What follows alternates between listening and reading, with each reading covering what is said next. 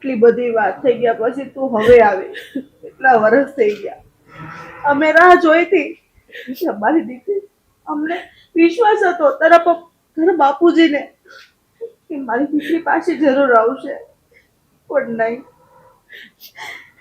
એની ઉમેદને પણ તે ઠોકર મારી. તારા બાપુજીને કેટલું સહન કરવું પડ્યું.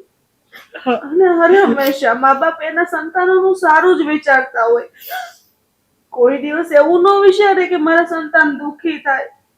અરે તમે લોકો દુઃખી હોવ ને, 10 ગણું દુઃખ એના માતા પિતાને થતું હોય છે.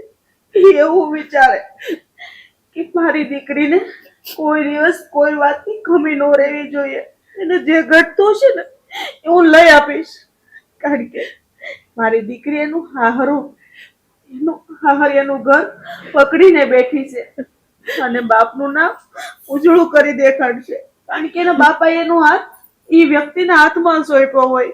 આટલો તો ભરોસો હોય ને એને કે મારી દીકરીનું હું હાજરી લઈશ.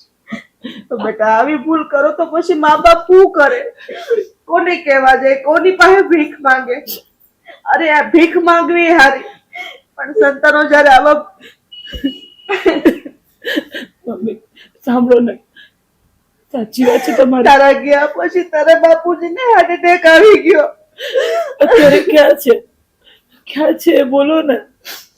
પણ એ તને નહીં મળે, તારું મોઢું પણ નહીં જીવે. હું મનાઈશ ને એમને, તમે ચિંતા નહીં કરો. હું માનું છું મેં બહુ મોટી ભૂલ કરી જે માફીના લાયક નથી. હા, નથી જ માફીના લાયક. અને હું મૂર્ખ છું કે તારી વાતમાં આવું છું? તારા જેવી દીકરીઓ જો આવી જ ભૂલો કરતી રહેશે અને મા બાપ આવી રીતના ભૂલને અપનાવીને દીકરીઓને માફ કરતા રહેશે ને, તો તારા પછી એવી કેટલી સમાજમાં દીકરીઓ છે જે ભૂલ કરશે. ના મમ્મી.